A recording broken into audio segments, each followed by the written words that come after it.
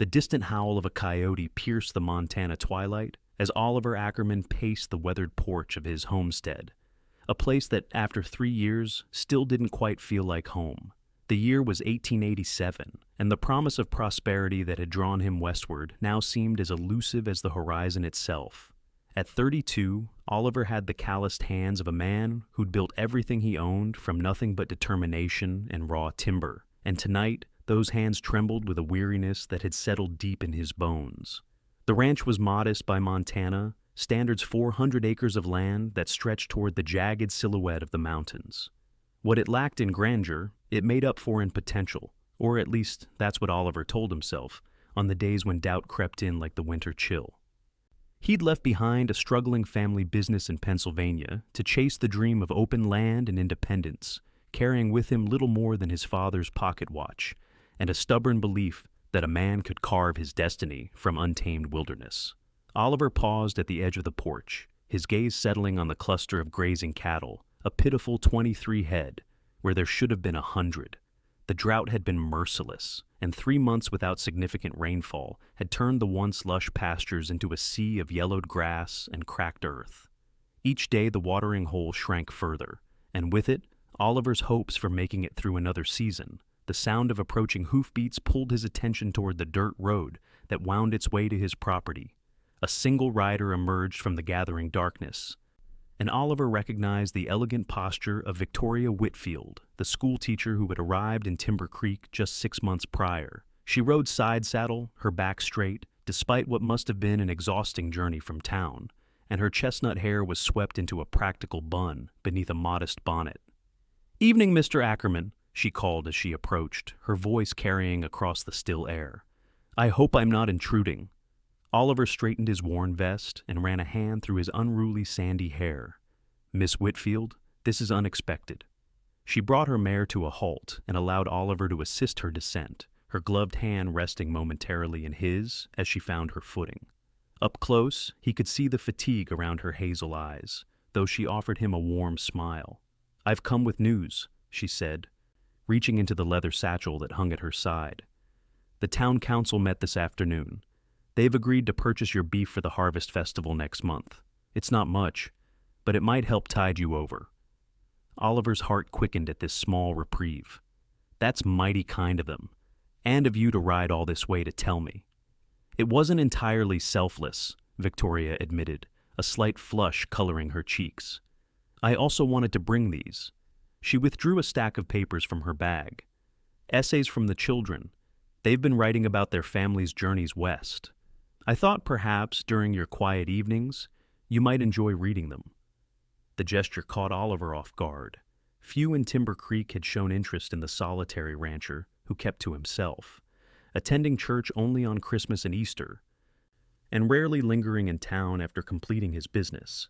Yet Victoria Whitfield, with her Eastern education and refined manners, had somehow seen beyond his rough exterior to the loneliness that plagued him. "That's thoughtful," he said, accepting the papers with uncharacteristic gentleness. "Would you like to come inside? I've just put coffee on." Victoria hesitated, glancing at the darkening sky. "I should be getting back before nightfall." "It's a long ride to town in the dark," Oliver countered, surprising himself with his insistence. "At least rest a spell before heading back." Something in his tone must have convinced her, for Victoria nodded and followed him into the modest cabin. The interior was Spartan, but meticulously clean, a testament to Oliver's military precision. A cast-iron stove provided the only warmth, and a kerosene lamp cast long shadows across the rough-hewn table and 2 mismatched chairs. "You have a lovely home," Victoria said, though they both knew it was a generous assessment. Oliver poured coffee into tin mugs and placed one before her. "It's shelter from the elements, not much more than that." "A home is what you make of it," she replied, removing her gloves and warming her hands around the mug. "My father always said that 4 walls don't make a home. It's the life lived within them that matters." "Your father sounds like a wise man." "He was." Her voice softened. "He passed 2 years ago. It's why I came west. There was nothing left for me in Boston after Mother followed him to the grave 3 months later." Oliver nodded, understanding loss without needing further explanation. "I'm sorry. They sat in companionable silence, the coffee warming them against the encroaching night chill. As Victoria sipped from her mug, Oliver found himself studying the delicate contours of her face, the determined set of her jaw that belied her gentle demeanor, the intelligence that shone in her eyes. She was different from the women he'd known in Pennsylvania, and certainly unlike the hardy frontier wives who viewed sentiment as a luxury they couldn't afford. "The children ask about you, you know," Victoria said, breaking the silence. The mysterious Mr. Ackerman with his Eastern manners and Western grit. Oliver raised an eyebrow. "I doubt I'm the subject of much schoolroom discussion." "You'd be surprised. Children are curious about everything, especially those who stand apart." She paused, considering her next words carefully. "Perhaps you might visit the school sometime. Share your stories of Pennsylvania. Many of the children have never been east of the Mississippi." The invitation was innocent enough, but Oliver detected something more, an attempt to draw him out of his self-imposed isolation. Before he could respond, a crash from the lean-to attached to the cabin startled them both. "What on earth?" Victoria exclaimed, rising to her feet. Oliver moved swiftly to the door that connected to the small addition. "Stay here," he instructed, but Victoria was already following close behind. In the dim light, they found a young boy, no more than 12, sprawled among fallen tools. The child scrambled backward, eyes wide with fear, as Oliver approached. "Please don't shoot me, mister. I was just looking for shelter," the boy pleaded, his clothes dirty and torn, his face streaked with grime. Oliver lowered the rifle he'd instinctively grabbed. "I'm not going to shoot you, son, but you'd better explain what you're doing on my property." Victoria moved past Oliver, kneeling beside the frightened child. "You're safe now. No one's going to hurt you." Her voice was gentle but firm, the tone of a woman accustomed to calming unruly schoolchildren. The boy, who introduced himself as Charlie Thompson, had a tale that unfolded between gulps of the stew Victoria insisted on preparing. His family's wagon had broken down 10 miles south, and he'd been sent ahead to find help while his parents and younger siblings remained with what little they possessed. They were bound for Oregon, chasing rumors of fertile land and abundant rainfall, but their journey had been plagued by misfortune from the start. "Pa said I should try to reach Timber Creek," Charlie explained, his spoon scraping the bottom of the bowl. "But I got turned around when the sun went down." Oliver exchanged a glance with Victoria, whose eyes reflected the concern he felt. Night had fully descended, and a family stranded in open country was vulnerable to more than just the elements.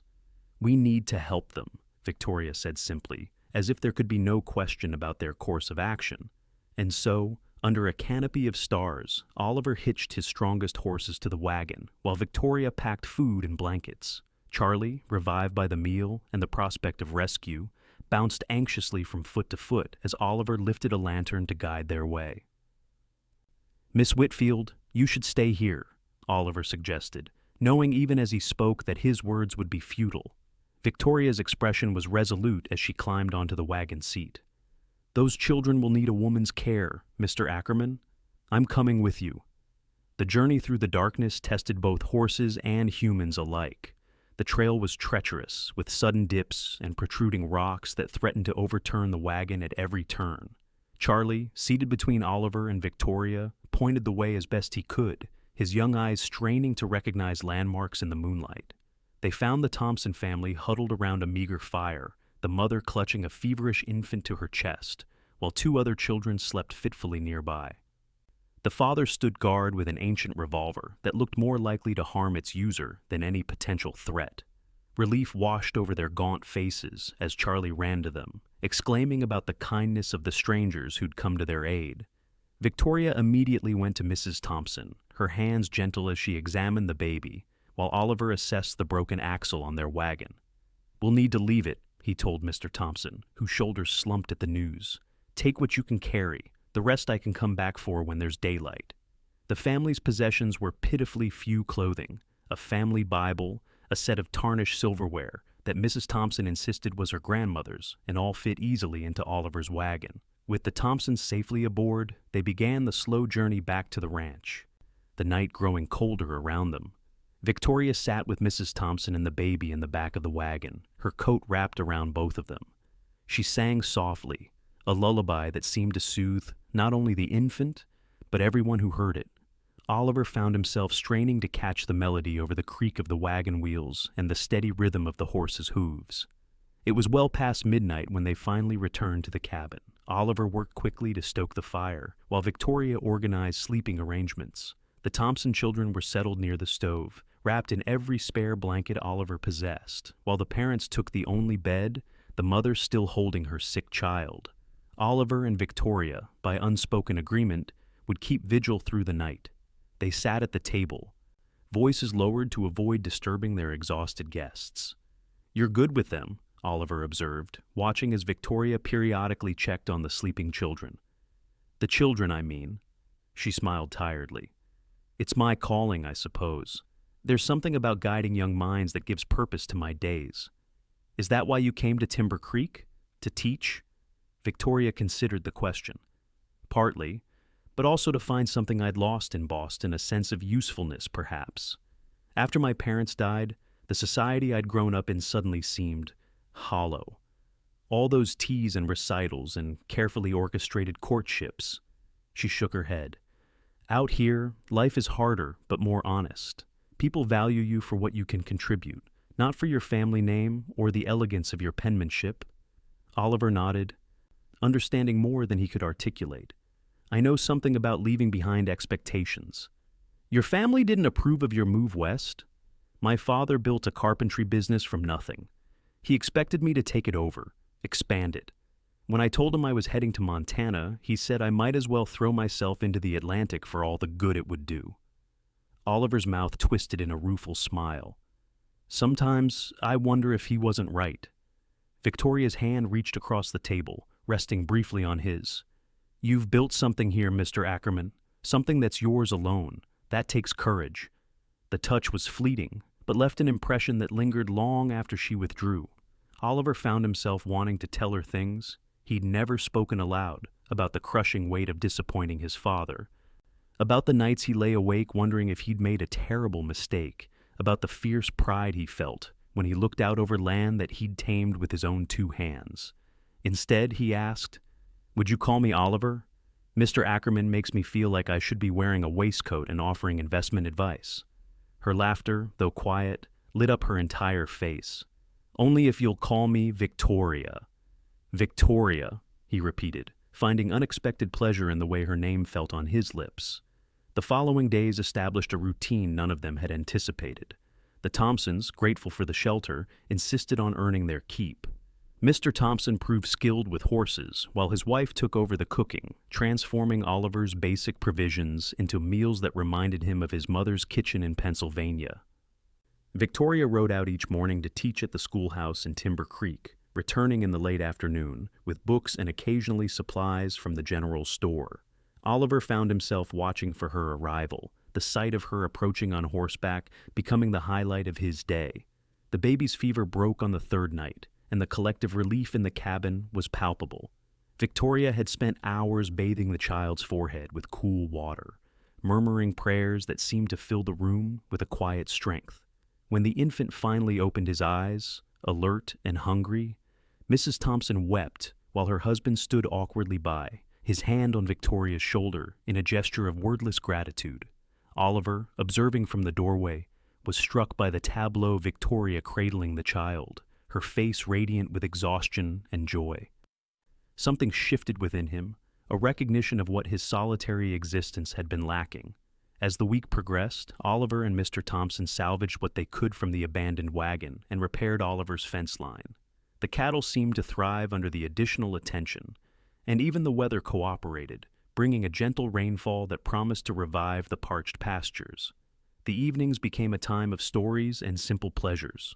Charlie and his siblings hung on Victoria's every word as she read from a worn copy of Treasure Island, their faces animated in the lamplight. Mrs. Thompson mended clothing, while her husband whittled small animals for the children. Oliver, accustomed to silence, found the cabin transformed by these domestic sounds.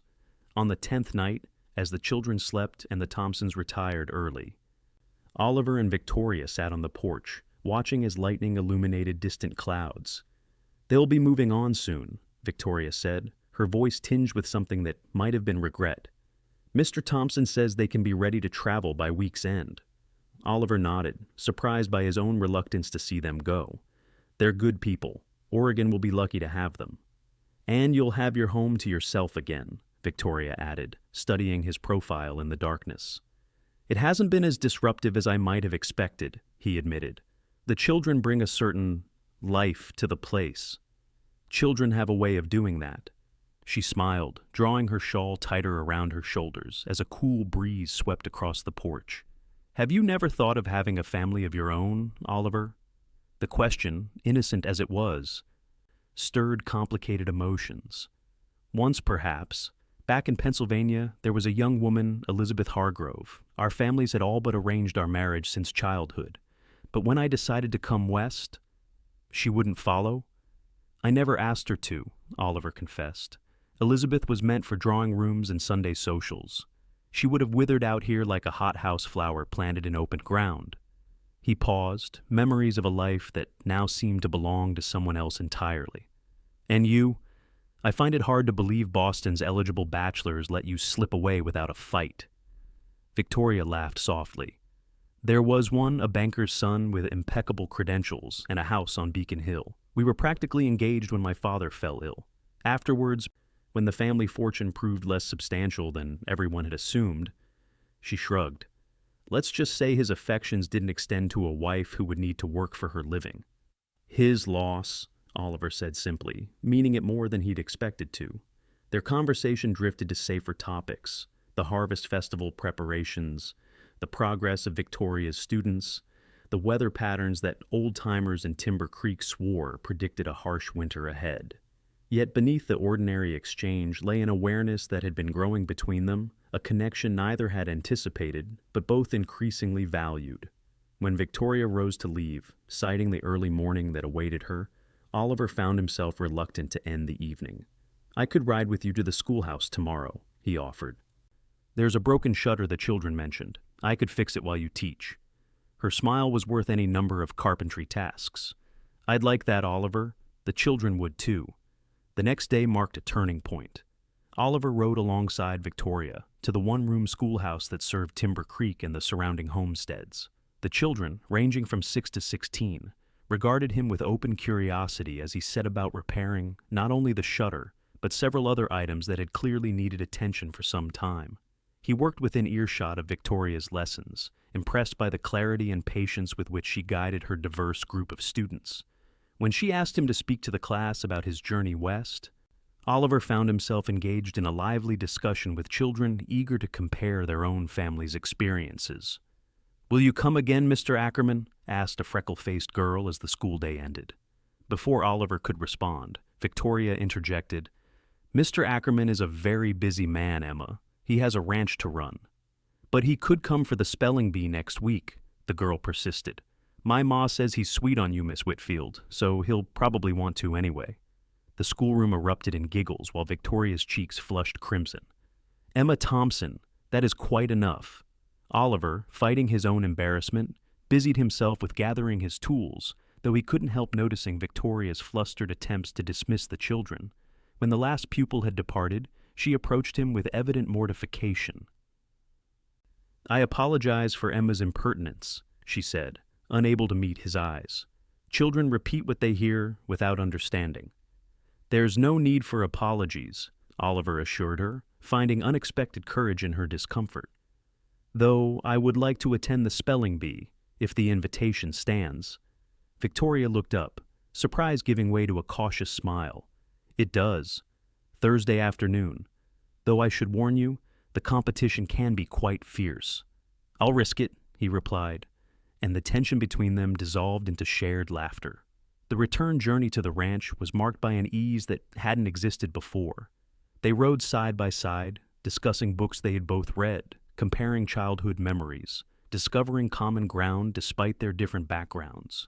When Victoria mentioned her fondness for wildflowers, Oliver made a detour to a hidden meadow where late-blooming purple asters carpeted the ground beneath a stand of aspens. "It's beautiful," Victoria breathed, dismounting to wander among the flowers. "How did you find this place?" Oliver watched her gather a small bouquet. sunlight filtering through the golden aspen leaves to cast dappled shadows across her upturned face. "I was tracking a wounded deer last fall. Never did find it, but I found this instead. A fair trade, I'd say." She tucked one of the asters into her hair, the purple vivid against the chestnut strands. Beauty for beauty. The moment hung between them, fragile and significant. Oliver stepped closer, drawn by something he couldn't name. Victoria's smile faltered, replaced by an awareness that matched his own. For a heartbeat, he thought he might kiss her, and from the slight parting of her lips, she thought so too. Instead, a distant gunshot shattered the spell. Both turned toward the sound, instantly alert. "Hunters?" Victoria suggested, though her tone betrayed her doubt. Oliver's expression darkened. "This time of year? Not likely. We should get back to the ranch."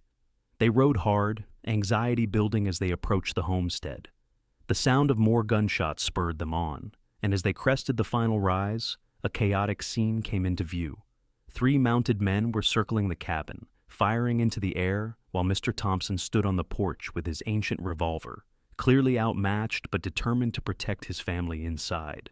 "Stay back," Oliver commanded, but Victoria was already urging her horse forward, her face set with determination. "Those are my students' families in there," she retorted, and before he could stop her, she was galloping toward the cabin, her voice carrying across the distance. "What is the meaning of this? Put those guns away immediately." The authority in her tone momentarily stunned the riders, who lowered their weapons as she approached. Oliver was close behind, recognizing the men as Wallace Drake and his sons, notorious troublemakers who had been pressuring smaller ranchers to sell their land to make way for Drake's expanding cattle operation. "Well, if it ain't the schoolmarm," Drake sneered, tipping his hat mockingly, "this ain't your concern, Miss Whitfield. Just a friendly discussion between neighbors." "Threatening a family with firearms is hardly neighborly, Mr. Drake," Victoria replied, her posture rigid with indignation. Oliver positioned himself between Victoria and Drake, his own rifle ready but not aimed. "What do you want, Wallace?" Drake, a heavy-set man with a perpetually florid complexion, gestured expansively. "Just delivering a message, Ackerman. Drought's only going to get worse. Smart ranchers are cutting their losses. Wyatt Jennings already sold up. You should too, before things get difficult." "This is my land," Oliver stated flatly. "And these are my guests. I suggest you take your message elsewhere." Drake's eyes narrowed. "Your Eastern manners won't help you out here, Ackerman. Montana doesn't have patience for men who can't adapt." His gaze shifted to the cabin, where Mrs. Thompson now stood in the doorway with her children. "As for these vagrants, they're trespassing on land that's going to be mine one way or another." Victoria moved forward, her voice steely despite the danger. "These vagrants are good people who have suffered misfortune, something a man of Christian charity might understand if he hadn't forgotten the teachings of basic human decency." A dangerous silence followed her words. Drake's sons exchanged glances, hands hovering near their holsters. Oliver tensed, calculating odds that didn't favor a peaceful resolution. Then, unexpectedly, Drake laughed a harsh sound, devoid of humor. "You've found yourself a spirited filly, Ackerman. Hope she's worth the trouble she'll bring." He wheeled his horse around, signaling his sons to follow. "We'll be seeing you real soon." They watched as the Drakes rode away, dust rising behind them like a warning. Only when they had disappeared from view did Mr. Thompson lower his revolver, his hands visibly shaking. "I'm sorry, Mr. Ackerman," he said, voice thick with emotion. "They came looking for you. When I said you weren't here, they started making threats, said they'd burn us out if we didn't clear off your land by sundown." "You've nothing to apologize for," Oliver assured him, though his mind was racing with the implications of Drake's visit. The drought had made many ranchers desperate, but Drake's methods crossed a line that couldn't be ignored. Victoria had already hurried to comfort Mrs. Thompson and the frightened children. Oliver watched as she gathered the youngest in her arms, murmuring reassurances with a calm she couldn't possibly feel. The sight stirred a protective instinct so powerful it momentarily overwhelmed his concern about Drake's threats. That evening, after the children had finally been coaxed to sleep, the adults gathered around the table to discuss their options.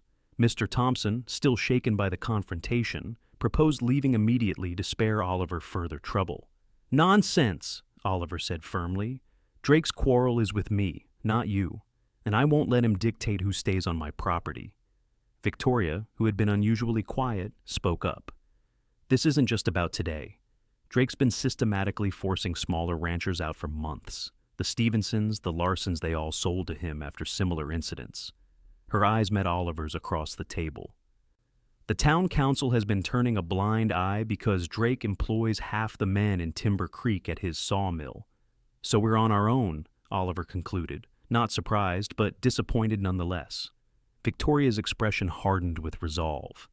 "Not entirely. People are growing tired of Drake's tactics. If we stand together, we'll get picked off one by one," Mr. Thompson interrupted grimly. "Men like Drake don't stop until they get what they want."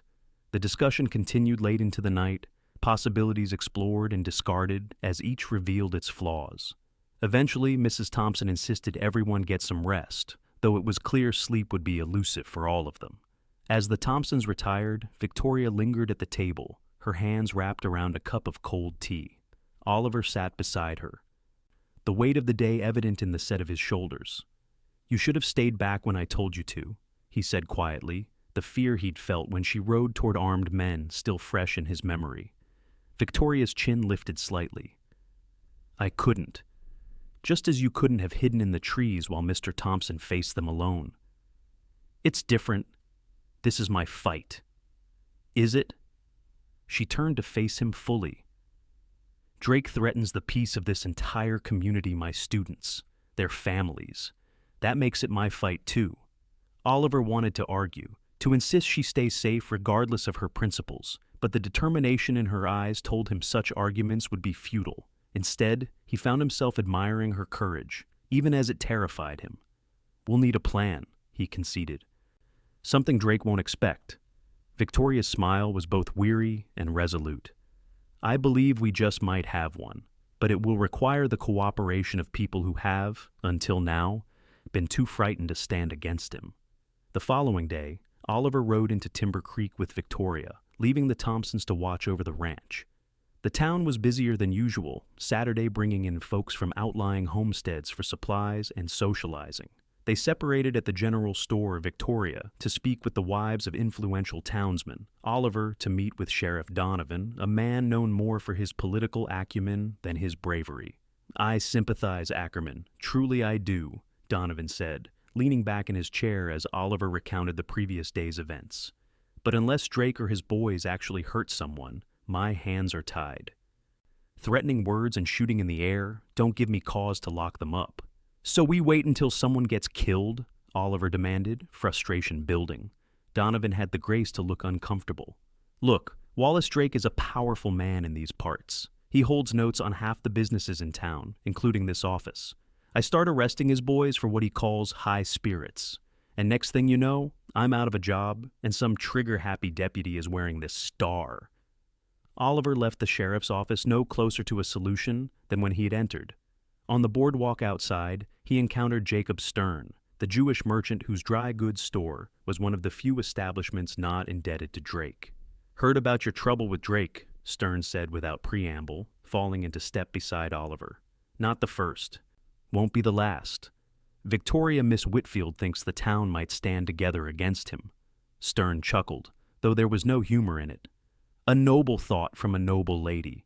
But fear is a powerful motivator, Mr. Ackerman, and Drake trades in fear like other men trade in cattle.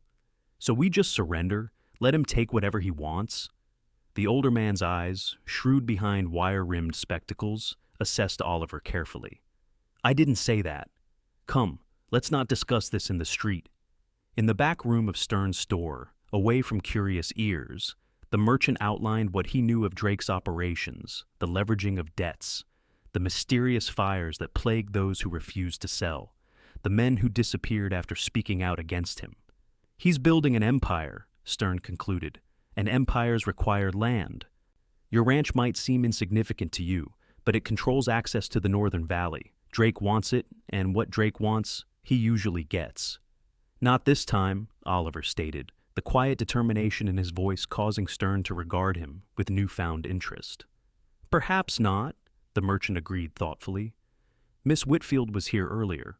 Quite a persuasive young woman. She had my Rebecca promising to speak to the Ladies' Aid Society before she'd even finished her tea.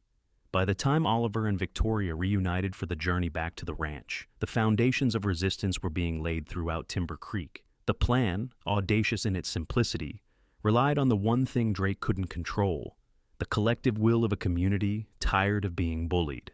The Harvest Festival, scheduled for the following weekend, would bring together every family in the region. Victoria had secured agreements from key figures: the pastor's wife, the banker's daughter, the blacksmith, whose forge was essential to every rancher for miles, to make a public stand against Drake's intimidation. "It's not enough," Oliver worried as they rode home, the afternoon sun casting long shadows across the trail. "Words won't stop bullets." Victoria's expression was serene, belying the gravity of their situation. "Words backed by actions might. Sheriff Donovan may be reluctant to move against Drake, but if the town's merchants refuse to supply him, if the mill workers threaten to strike, if the women who feed and clothe his men decide their services are no longer available." "You're proposing to strangle his operation through social pressure," Oliver realized, impressed despite his doubts. "It could work if everyone holds firm." "That's the challenge," Victoria admitted. "Fear is easier to maintain than courage, but I believe people are ready for change. They just needed someone to show them it's possible." Oliver glanced at her, this remarkable woman who had entered his life so unexpectedly and transformed it so completely. "You've been planning this for some time, haven't you? Even before yesterday's incident." Victoria's smile held a hint of mischief. "Let's just say Drake's tactics have been a frequent topic in my correspondence with the governor's wife. We attended finishing school together in Boston." Oliver's laughter echoed across the empty landscape, genuine and unburdened for the first time in longer than he could remember. The days leading up to the Harvest Festival were tense with anticipation. Drake, perhaps sensing the shift in town sentiment, increased his patrols along the boundaries of Oliver's property. Twice, Oliver encountered Drake's sons taking shortcuts across his land, their expressions challenging him to object. The Thompsons, despite Oliver's assurances that they were welcome to stay, made preparations to continue their journey. The wagon had been repaired, supplies gathered, and Mr. Thompson announced their departure would follow the Harvest Festival. "We've imposed on your hospitality long enough," he told Oliver, "and it's best we reach Oregon before the mountain passes get snowed in." Oliver couldn't argue with the logic, though the prospect of returning to his solitary existence left him with an emptiness he hadn't expected. The cabin, once merely shelter, had become something more during the Thompson stay, a glimpse of what a home could be when filled with family. Victoria continued to ride out from town each day, dividing her time between the school and the ranch. Her presence became the axis around which Oliver's world revolved, her arrivals marking the beginning of his day, regardless of how many hours he'd already been working. On the eve of the Harvest Festival, Victoria stayed later than usual, helping Mrs. Thompson prepare dishes for the communal feast. The kitchen was warm, with the scent of baking bread and apple pies, the women's voices blending in comfortable conversation as they worked. Oliver, returning from checking the cattle, paused in the doorway to observe the domestic scene. Charlie and his siblings sat at the table shelling nuts for a special cake, their faces intent on their task. Mr. Thompson whittled by the fireplace, occasionally looking up to smile at his wife.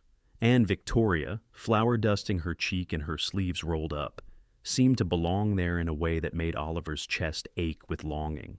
She caught his gaze and smiled, a private exchange that sent warmth spreading through him. In that moment, with perfect clarity, Oliver knew he was in love with Victoria Whitfield. The realization was neither shocking nor sudden. Rather, it felt like recognizing a truth that had been evident for some time. The evening meal was a festive affair, everyone conscious that it would be their last together. Mrs. Thompson had outdone herself, creating dishes that would have impressed the finest households in Boston. The children chattered excitedly about the festival games, while Mr. Thompson proposed a toast to their hosts. "To Mr. Ackerman, who took in strangers and made us friends, and to Miss Whitfield, whose kindness knows no bounds. May God bless you both with the happiness you deserve." The words hung in the air, laden with meaning beyond the simple blessing.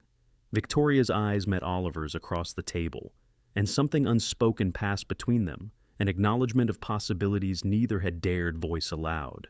Later, as the children helped with clearing the table, Charlie suddenly shouted, pointing toward the window, "Fire! There's a fire outside!" Everyone rushed to look. In the distance, flames licked at the night sky, illuminating the horizon with an ominous orange glow. The barn, Oliver realized with horror, already moving toward the door. The cattle, Mr. Thompson grabbed his arm. "It's too dangerous to go alone. I'm coming with you." Victoria was already retrieving buckets. "We'll form a chain to the well. Charlie, take your brothers and sister to the root cellar. Stay there until one of us comes for you." The next hours passed in a desperate battle against the flames. Oliver and Mr. Thompson managed to free the horses and most of the cattle before the barn roof collapsed in a shower of sparks and burning timber. The women worked tirelessly, passing buckets of water to prevent the fire from spreading to the cabin or the nearby fields. By dawn, exhaustion had claimed them all. The barn was a smoldering ruin, but the livestock had been saved, and the cabin stood untouched. As they gathered on the porch, soot-stained and weary, there was no need to discuss the cause of the fire. "Drake," Oliver said, his voice rough from smoke and emotion. "This is his answer to our resistance." Victoria's hand found his, her fingers interlacing with his own in a gesture of solidarity. "Then he underestimates us. This changes nothing except to strengthen our resolve." Mrs. Thompson, her arm around her youngest child, nodded firmly. "We're still going to the festival, all of us, together." The Harvest Festival transformed the town square of Timber Creek into a riot of color and activity. Banners hung between buildings, tables laden with food lined one side of the square, and children darted between displays of produce and handicrafts. Despite the excitement, an undercurrent of tension was palpable as people gathered in small groups. Conversations hushed and glances frequent toward the entrance to the Drake Saloon, across the street. Oliver, freshly shaved and wearing his best shirt despite the night's ordeal, stood with Mr. Thompson near the judge's table where their cattle would be evaluated. Victoria moved through the crowd with purpose, stopping to speak with key allies, her quiet confidence inspiring similar resolve in others. The festival officially began with a speech from Mayor Hollister, a portly man whose usual bombast seemed subdued in the face of the community's unease. As he droned on about the bounty of the harvest and the blessings of fellowship, Wallace Drake emerged from his saloon, flanked by his sons and several hired men. The crowd parted instinctively as Drake approached the center of the square. He was dressed for the occasion in a tailored suit that strained across his substantial girth, a gold watch chain glinting across his vest. "Quite a turnout," he remarked loudly, interrupting the mayor's speech.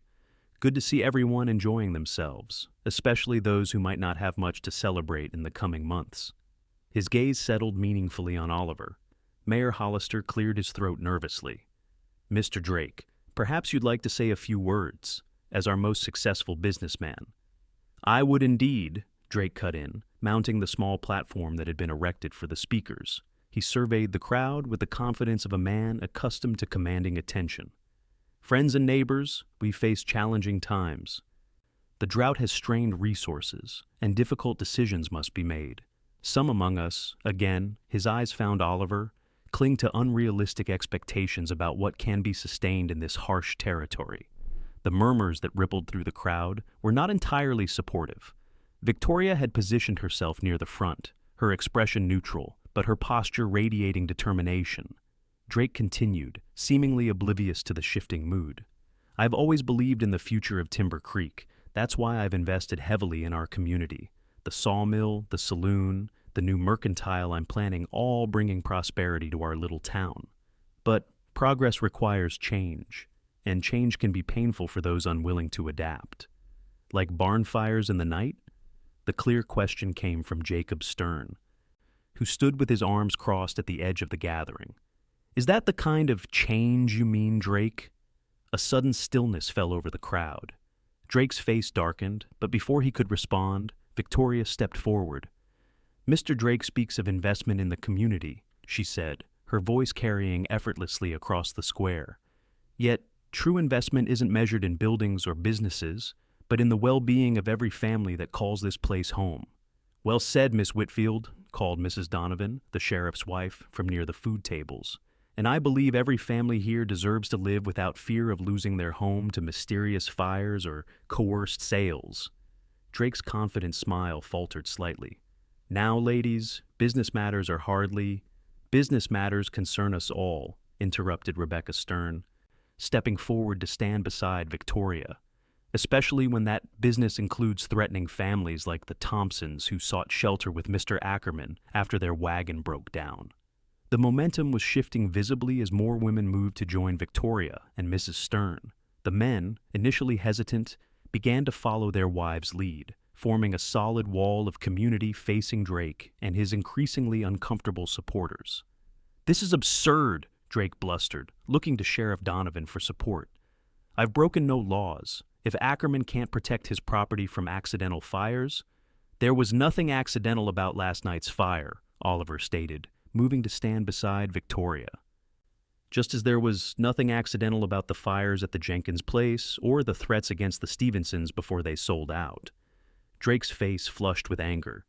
"You're making dangerous accusations, Ackerman. I'd be careful if I were you." "Or what?" challenged the blacksmith, a mountain of a man named Fergus O'Malley. "You'll burn his house next? Shoot his cattle? We've had enough of your methods, Drake." Drake's sons moved closer to their father, hands hovering near their weapons. The tension in the square was palpable, the festival atmosphere completely evaporated as two factions faced each other across what had become a battlefield of wills. Then, unexpected salvation arrived in the form of a tall, distinguished man who stepped into the square from the direction of the stagecoach office. "I believe I've arrived at an opportune moment," the newcomer announced, his educated accent immediately commanding attention. "Harold Whitfield at your service. I believe my daughter has mentioned the difficulties you're experiencing." Victoria's shock was evident as she turned to face the elegant gentleman who approached with measured steps. "Father, but your letter said you wouldn't arrive until next week." "I found travel arrangements could be expedited when necessary," Mr. Whitfield replied, his assessing gaze taking in the confrontation before him. "And it seems my timing is fortuitous." Drake, momentarily thrown by this new development, attempted to regain control of the situation. "This is a local matter, sir. No concern of outsiders." "On the contrary," Mr. Whitfield replied smoothly. "As special envoy from the governor's office, tasked with investigating reports of intimidation and illegal land acquisition, this matter is precisely my concern." The revelation sent ripples of surprise through both factions. Victoria's correspondence with the governor's wife had borne unexpected fruit, it seemed. Mr. Whitfield produced official-looking papers that he handed to Sheriff Donovan. "The governor has received numerous complaints regarding questionable business practices in this region," Whitfield continued, his authoritative tone leaving no room for argument. "I'm authorized to conduct a full investigation, with the power to freeze assets pending the outcome." Drake's bluster deflated visibly. "This is preposterous." "I've done nothing wrong." "Then you have nothing to fear from an investigation," Whitfield countered smoothly. "However, should evidence of arson, intimidation, or fraudulent business dealings be uncovered—" He let the implication hang in the air. The balance of power had shifted dramatically. Drake's supporters began to distance themselves subtly from their employer, while townspeople who had previously remained neutral now gravitated toward Oliver and Victoria's side. Drake, recognizing defeat at least for the moment, managed a tight smile. "Of course I welcome any inquiry. My business affairs are entirely legitimate." He glanced around at the crowd, noting the changed atmosphere. "Perhaps we should allow the festival to continue. We can discuss these matters in a more appropriate setting." As Drake and his sons retreated toward their saloon, the tension in the square gradually dissipated. The festival resumed, though conversations now buzzed with this unexpected turn of events. Victoria, still processing her father's sudden appearance, introduced him to Oliver with a mixture of pride and uncertainty. "Father, this is Oliver Ackerman, whose ranch I've told you about in my letters." Harold Whitfield extended his hand, his appraising gaze taking in Oliver's honest face and work-worn appearance. "Mr. Ackerman, my daughter speaks highly of you. I look forward to seeing this homestead that has captured her interest so thoroughly." Oliver, suddenly acutely aware of his simple clothes and the soot still embedded under his fingernails, shook the offered hand firmly. "Sir, you're welcome at my ranch any time, though I should warn you, the accommodations are somewhat rustic."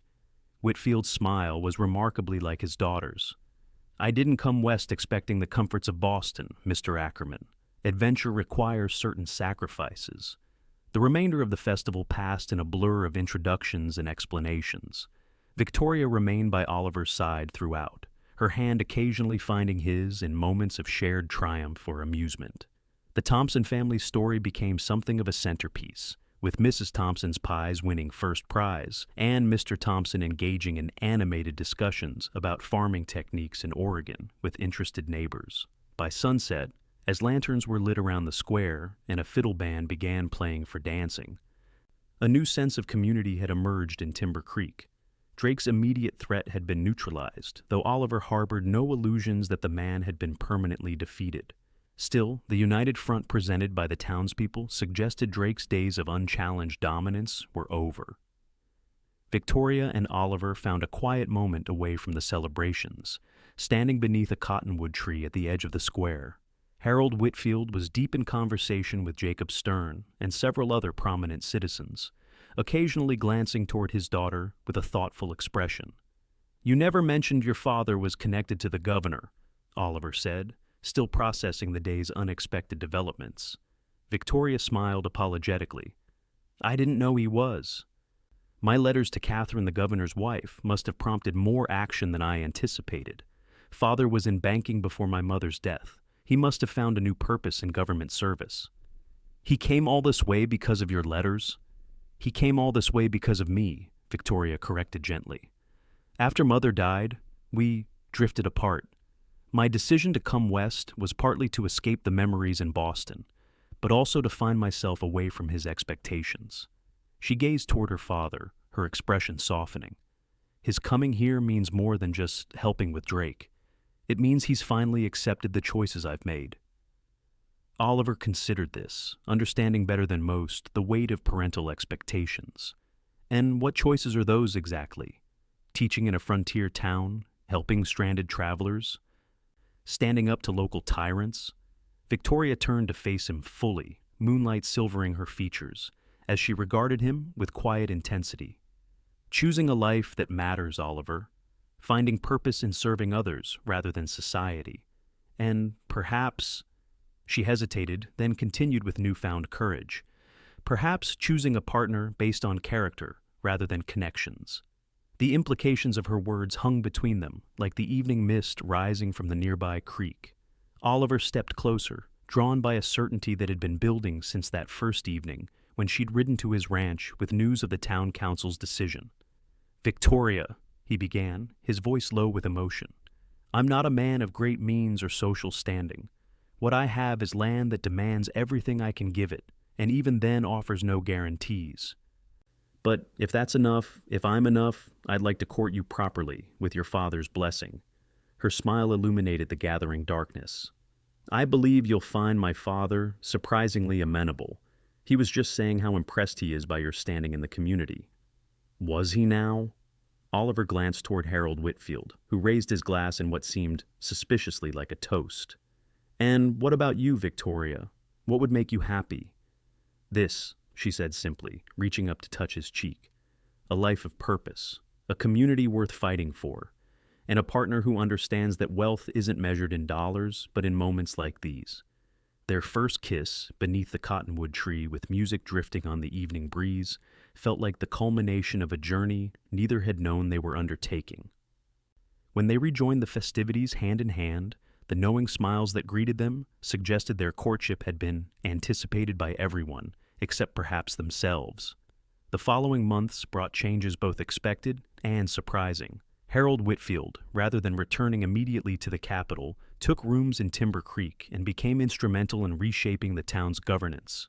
His investigation into Drake's affairs revealed widespread corruption that extended to county officials, leading to several resignations and a reshuffling of power that benefited the smaller ranchers and homesteaders. The Thompsons continued their journey to Oregon, but promised to return the following spring. "This place has become like family," Mrs. Thompson declared as they prepared to depart. "Besides, someone needs to help plan the wedding." Oliver's courtship of Victoria proceeded with a proper formality that amused the townspeople who had watched their relationship develop under far less conventional circumstances.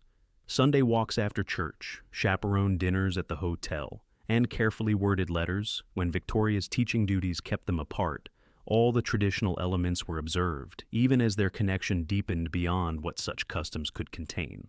The barn was rebuilt before winter set in, the entire community turning out for a raising that transformed a week's work into a single day of shared labor and celebration. Victoria moved between groups of workers, organizing meals and bandaging minor injuries, her practical efficiency winning praise from even the most taciturn ranchers. Oliver, watching her direct operations with the same confidence she brought to her classroom, found himself imagining a future where such scenes were commonplace. Victoria by his side, children underfoot, the ranch a true home rather than merely a place of work. When the first snow fell in early December, Oliver rode into town with a purpose that had nothing to do with supplies or cattle prices. Harold Whitfield received him in his rooms at the hotel, offering brandy and a seat near the fire. "I assume this isn't a social call, Mr. Ackerman," Whitfield said, though his expression suggested he knew exactly why Oliver had come. "No, sir. I've come to ask for your blessing to marry Victoria." Oliver met the older man's gaze steadily. "I love her more than I thought possible, and I hope that she feels the same." Whitfield studied him thoughtfully. "When Victoria wrote to me about Timber Creek, I worried she was running from her grief rather than toward a future. When she began mentioning a certain rancher in her letters with increasing frequency, I worried she was seeking a replacement for what she'd lost." Oliver waited, sensing there was more to come. "But seeing her here, seeing the woman she's become in this place, with these people with you, I understand now that she wasn't running at all. She was finding her way home." Whitfield leaned forward, his expression earnest. "My daughter has never been conventional, Mr. Ackerman. She needs a partner who values her mind as much as her heart, who sees her strength as an asset rather than a challenge to his own." "I wouldn't change a thing about her," Oliver replied with simple honesty. "Her strength, her compassion, her stubborn belief that people can be better than they are, these are the reasons I love her." Whitfield's smile was warm as he extended his hand. "Then you have my blessing and my respect. The ring in your pocket, may I see it?" Surprised, Oliver produced the small velvet box he'd collected from Jacob Stern that morning. Inside was a modest diamond set in gold, the finest the merchant could procure on Oliver's budget. "Victoria's mother had a ring very similar to this," Whitfield said softly, examining the simple design. "She valued sincerity over showiness. I believe Victoria has inherited that trait." The proposal itself took place that evening.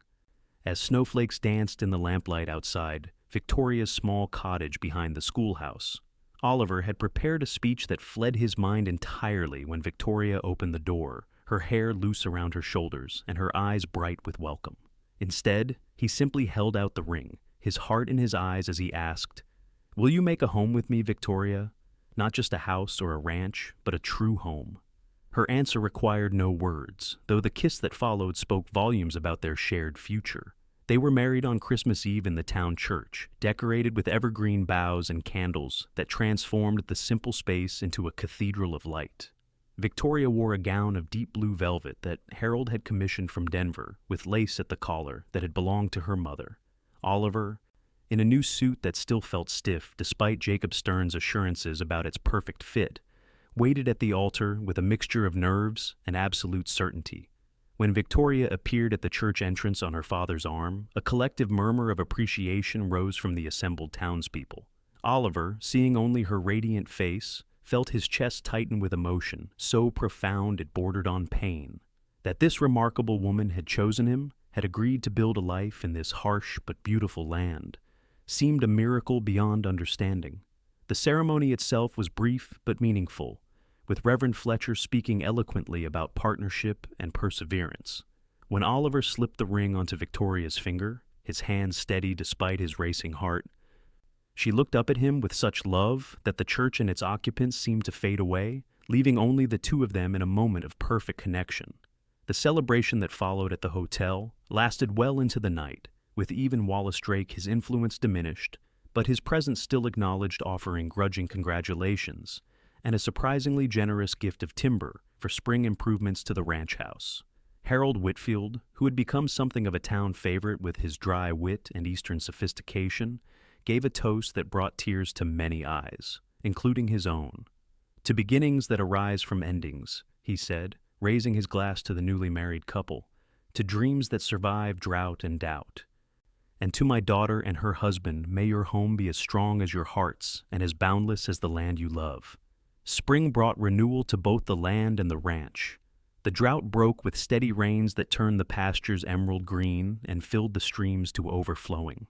Victoria, dividing her time between teaching and homemaking, introduced flowers and vegetables to the previously utilitarian yard. The cabin itself was gradually transformed with additions and improvements that Oliver crafted in the evenings, guided by Victoria's vision of what their home could become. By summer, the ranch had begun to prosper under their combined efforts. Oliver, no longer working in isolation, found new energy for projects long deferred. The cattle herd grew, supplemented by selective breeding stock that Harold Whitfield helped procure from back east. Victoria's school flourished as well, with increasing enrollment requiring an assistant teacher by fall. Their first wedding anniversary approached with a special anticipation, as Victoria's slightly thickening waistline promised an addition to their family by spring. The news, shared first between themselves in the privacy of their bedroom, spread quickly through the community, bringing a stream of well-wishers and practical gifts from women who had traveled the path of motherhood before her. Oliver, watching his wife's body change with the growing life inside her, found himself overwhelmed by protective tenderness. The prospect of fatherhood both terrified and elated him, bringing back memories of his own father's stern expectations while awakening dreams of a different kind of parenting, one built on encouragement rather than demand. On a warm evening in late August, as they sat on their expanded porch watching the sunset paint the mountains gold and purple, Victoria placed Oliver's hand over the spot where their child had just kicked vigorously. "He's strong," Oliver marveled, feeling the movement beneath his palm. "Like his mother," Victoria smiled, leaning into his embrace. "Or she's determined, like her father." They had chosen not to speculate about the baby's gender, agreeing that health was their only concern. Names were discussed leisurely, with favorites changing weekly as they considered family traditions and personal preferences. "I received a letter from Charlie Thompson today," Victoria said, changing the subject. "They're settled in Oregon now, with land near the Willamette River. He says his father's health has improved, and they're building a proper house before winter." Oliver nodded, pleased at the news. They deserved a fresh start. I'm glad they found it. Charlie asked if he might come visit next summer. He wants to see how the ranch has changed. Victoria's tone was casual, but Oliver detected the question beneath it. Of course he should come. This will always be a place where travelers find welcome. He paused, considering the transformation of the past year. "It's what brought you to my door, after all." Victoria laughed softly, the sound blending with the evening chorus of crickets and distant coyotes. "I had business with you, if you recall." "The town council's beef purchase." "A flimsy excuse," Oliver teased, pressing a kiss to her temple. "You were drawn to my rugged charm from the first moment." "I was drawn to your isolation," she corrected, though her smile belied the seriousness of her words. "You seemed so determined to stand apart, yet so desperately in need of connection. Like the land itself, resistant to taming, but longing for care." The comparison struck Oliver as profoundly true. Before Victoria, he had been surviving rather than living, enduring each day instead of embracing it. Her arrival had awakened possibilities he'd forgotten existed: community, partnership, love. As darkness settled over the ranch, they remained on the porch, talking quietly about plans for the coming winter and dreams for the years beyond. The challenges hadn't disappeared. Montana remained a harsh mistress, demanding respect and constant vigilance, but facing them together had transformed them from burdens to opportunities for growth. When they finally retired to bed, Oliver paused in the doorway of their bedroom, watching as Victoria brushed her hair in the lamplight. The simple domesticity of the scene filled him with gratitude so intense it was almost painful. "What is it?" Victoria asked, catching his reflection in the mirror. "You're looking at me strangely." Oliver crossed the room to stand behind her, their eyes meeting in the glass. I was just thinking about the first time you came here. How empty this place was. How empty I was, without even knowing it. Victoria set down her brush and turned to face him, her expression serious. You weren't empty, Oliver. You were waiting. There's a difference. Waiting for you? He agreed, drawing her into his arms. Though I didn't know it at the time. Her laughter, warm against his neck, was the most beautiful sound he'd ever heard.